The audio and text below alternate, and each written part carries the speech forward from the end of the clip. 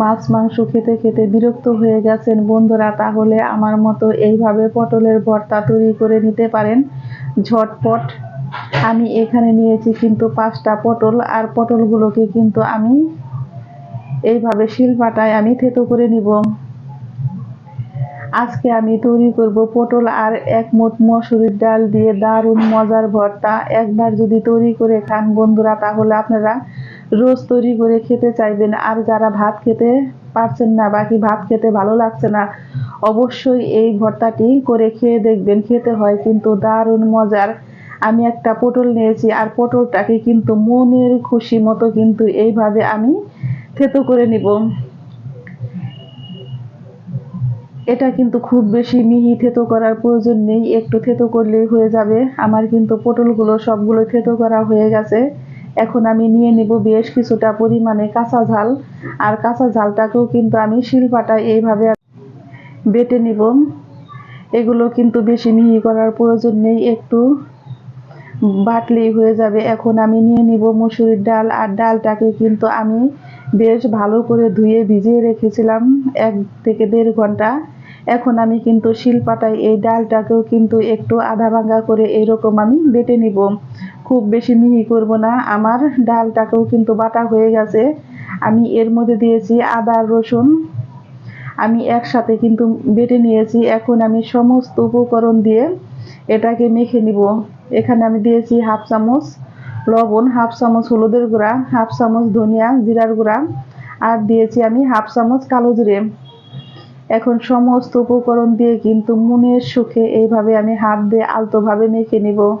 অবশ্যই এটাকে বেশি চেপে মাখতে হয় না, হাত দিয়ে এইভাবে আলতো করে একটু মেখে নিলেই হয়ে যায় বন্ধুরা।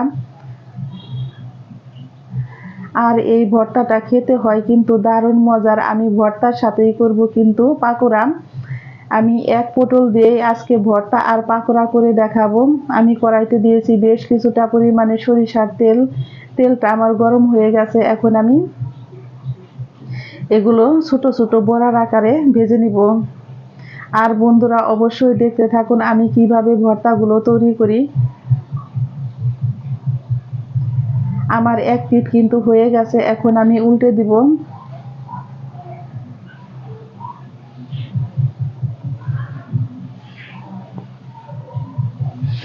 এইভাবে উল্টে পাল্টে আমি কিন্তু এগুলোকে ভেজে তুলে নিব।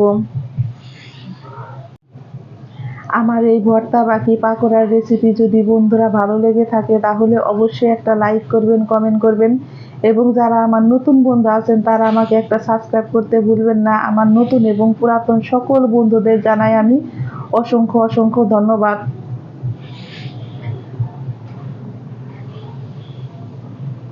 আমি বড়াগুলোকে কিন্তু এইভাবে একটু চেপে চেপে নিব, যাতে নাকি আমার ভিতরের এগুলো একটু ভাজা হয়। সেই জন্য আমি বড়াগুলো কিন্তু তুলে নিয়েছি। এখন আমি দিয়ে দিব ছোট ছোট টুকরো করে রাখা বেশ কিছুটা পরিমাণে শুকনো ঝাল, আর দিয়ে দিয়েছি 1 মুঠ পরিমাণে পেঁয়াজ কুচি। এখন পেঁয়াজ আর মরিচটাকে কিন্তু বেশ ভালো করে লবণ দিয়ে আমি ভেজে নিব একটু। আমার এটা কিন্তু ভাজা হয়ে গেছে। এখন আমি দিয়ে দিব ভেজে রাখা পটলগুলো।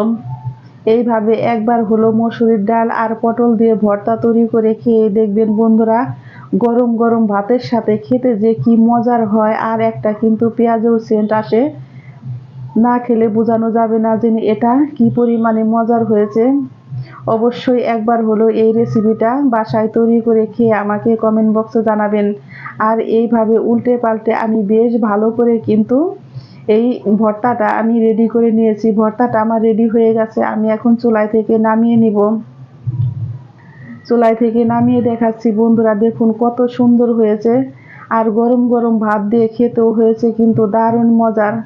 আমি এখন পাকোড়া তৈরি করব। এখানে আমি আবারও একটু পটলের মধ্যে কিন্তু পেঁয়াজ দিয়েছি, আর পেঁয়াজটা দিয়ে কিন্তু আমি বেশ ভালো করে একটু মেখে নিয়েছি। এখন বড়ার আকারে শেপ দিয়ে কিন্তু আমি বড়াগুলো ভেজে নিব।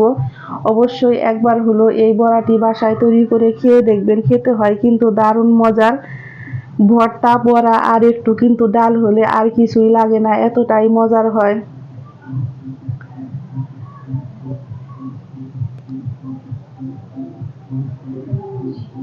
আমি এখন বড়াগুলো দিয়ে কিন্তু মিডিয়াম টু লো আছে বড়াগুলো ভেজে নিব। আমার বড়াগুলো এক পিঠ ভাজা হয়ে গেছে, আমি এখন উল্টে দিব। বড়াগুলো এক পিঠ হলেই কিন্তু উল্টাতে হয়, তাছাড়া কিন্তু বড়াগুলো মচমচে হবে না। এই বড়াগুলো কিন্তু আমি উল্টে পাল্টে বেশ সুন্দর করে গোল্ডেন কালার করে ভেজে নিয়েছি। এখন আমি চুলাই থেকে নামিয়ে নিব।